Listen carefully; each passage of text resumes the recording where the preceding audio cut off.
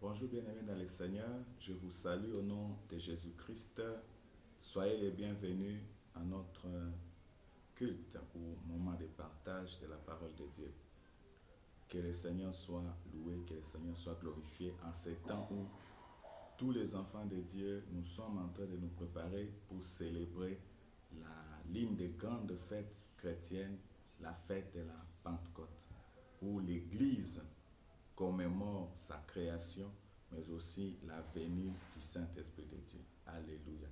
Bien-aimés dans le Seigneur, ainsi nous allons commencer ce temps de partage. Nous allons lire dans Jean chapitre 16, le verset 7. Donc vous êtes chez vous, trouvez Jean chapitre 16, le verset 7. Jean chapitre 16, verset 7. Cependant, je vous dis la vérité, il vous est avantageux que je m'en aille, car si je ne m'en vais pas, le consolateur ne viendra pas vers vous, mais si je m'en vais, je vous l'enverrai. Amen. Bien-aimé, Jésus s'adresse aux disciples, il s'adresse à l'église que nous sommes. Il a dit, il est avantageux que je m'en aille. Si je ne m'en vais pas, le consolateur ne viendra pas. Mais si je m'en vais, le Père vous l'enverra. Alléluia. Bien-aimés dans le Seigneur, il est important que l'église que nous sommes, que les enfants de Dieu, que les serviteurs de Dieu, où que vous soyez, quelle que soit votre responsabilité dans l'église ou dans le monde, vous devez savoir que le Saint-Esprit, c'est un don que Dieu nous a donné. Alléluia. Jésus l'a dit avant de mourir. Il a dit, je suis en train de partir, il faut que je parte afin que celui-là vienne. Et mon interpellation ce matin, c'est que nous devons nous poser la question, pourquoi Jésus, qui est venu sauver le monde, qui est venu payer les prix pour nous, qui est venu nous arracher du péché, qui est venu nous arracher de l'emprise de l'ennemi, qui est venu nous délivrer de nos maladies, de nos infirmités. La Bible dit, il a porté nos péchés, nos infirmités sur lui. Mais c'est Jésus-là, en qui nous avons totalement placé notre confiance, il dit, il faut que je m'en aille pour que l'Esprit vienne. Alléluia. Bien-aimé, la première chose que j'aimerais dire, c'est que l'Église doit reconsidérer, je pèse bien mes mots, l'Église doit reconsidérer sa façon de voir le Saint-Esprit. Alléluia. Le Saint-Esprit n'est pas n'importe qui. Le Saint-Esprit n'est pas n'importe quoi, comme les gens le pensent, parce que ce n'est pas une chose. Le Saint-Esprit, c'est quelqu'un qui a un rôle important à jouer dans la vie de l'Église, mais dans la vie de tout chrétien, tout enfant de Dieu. Alléluia. Il dit, il est avantageux. C'est-à-dire, il y a des avantages liés à la venue du Saint-Esprit dans nos vies. Et c'est ce que nous allons voir pendant les 3 jours de séminaire que nous avons annoncé. Nous allons détailler ces choses-là pour que l'Église reconsidère sa position par rapport au Saint-Esprit. Et d'entrée de jeu, je peux dire, si l'Église n'arrive pas à relever les grands défis de son époque, c'est parce que le Saint-Esprit n'est pas mis à sa place, parce que le Saint-Esprit n'est pas considéré comme il devait l'être. Alléluia. On va nous lire encore Actes chapitre 1, le verset 8. Actes chapitre 1er, le verset 8. Actes chapitre 1, le verset 8. Mais vous recevrez une puissance de Saint-Esprit survenant sur vous, et vous serez mes témoins à Jérusalem, dans toute la Judée, dans la Samarie et jusqu'aux extrémités de la terre. Alléluia. Bien-aimé dans le Seigneur, là encore Jésus parle. Avant, il a parlé avant de mourir, le texte venant de lire. Maintenant, il parle à quelques minutes, si je peux me permettre de le dire, à quelques minutes avant de monter au ciel. Alléluia. Il dit, vous recevez une puissance, le Saint-Esprit survenant sur vous. Quand le Saint-Esprit viendra sur vous, vous aurez la puissance afin d'être mes témoins. Alléluia. Dans les textes originaux, on dit des martyrs. Alléluia.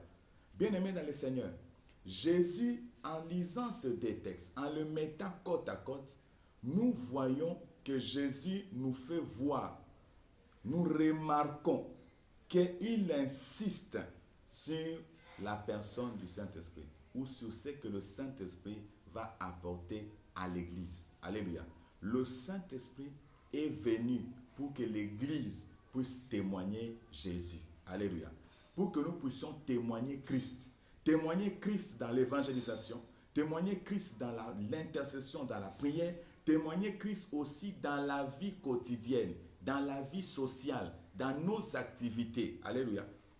Bien-aimé dans le Seigneur, il dit, lorsqu'il viendra, vous aurez la capacité, vous aurez la puissance, vous aurez les moyens, alléluia, de témoigner. Bien-aimé dans le Seigneur, Jésus-Christ connaissait l'importance du Saint-Esprit et il savait que sans le Saint-Esprit, les apôtres, alléluia, les disciples de l'époque, et nous, et même ceux qui viendront après nous, sans l'aide du Saint-Esprit, nous ne saurons pas témoigner Jésus-Christ, alléluia, dans ce monde ici, perverti, avec plusieurs réalités.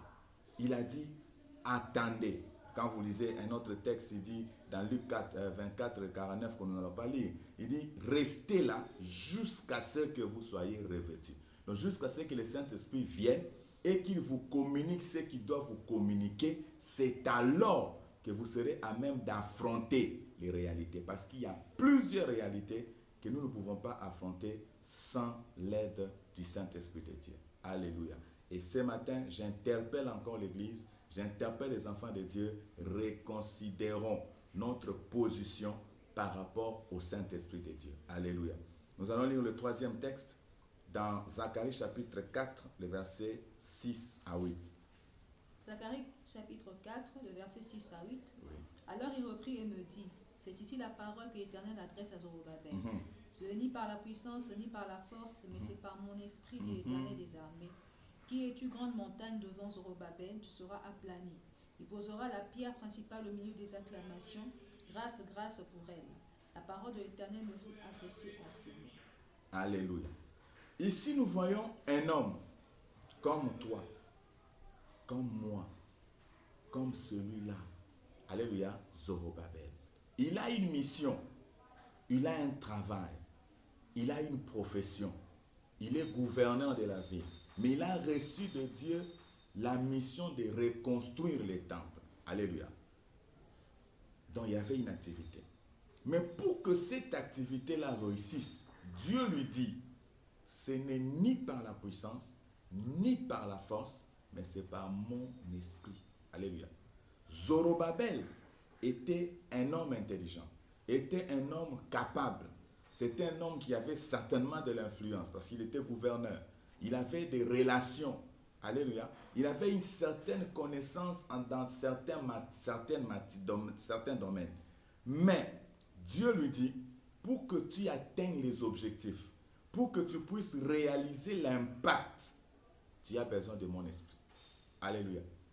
Bien-aimé dans le Seigneur, je ne sais pas ce que tu fais, mais laisse-moi te dire que pour que cela puisse atteindre, que tu atteignes le niveau que Dieu a fixé, que tu puisses réaliser l'impact, tu as besoin de coopérer. J'utilise bien le mot coopérer avec le Saint-Esprit. Alléluia. Si aujourd'hui, nous n'arrivons pas à donner un bon rendement, alléluia, dans ce que nous sommes en train de faire, c'est parce que nous ne coopérons pas avec le Saint-Esprit. Alléluia. Alléluia. Nous le verrons pendant les 3 jours. Qu'est-ce que nous entendons par coopérer? Parce que lorsque tu es avec quelqu'un, tu travailles avec quelqu'un, il est ton associé, alléluia, il y a des choses que vous devez mettre ensemble pour que vous puissiez aller de l'avant. Alléluia. Et le Saint-Esprit, c'est l'associé principal dans ce que nous sommes en train de faire. Parce qu'il représente Dieu. Nous ne pouvons rien faire. Jésus l'a dit dans Jean 15. Sans moi, vous ne pouvez rien. Alléluia. Et Dieu dit à Zorobabel, tu ne pourras pas accomplir cette tâche par toi-même, ni par ton intelligence.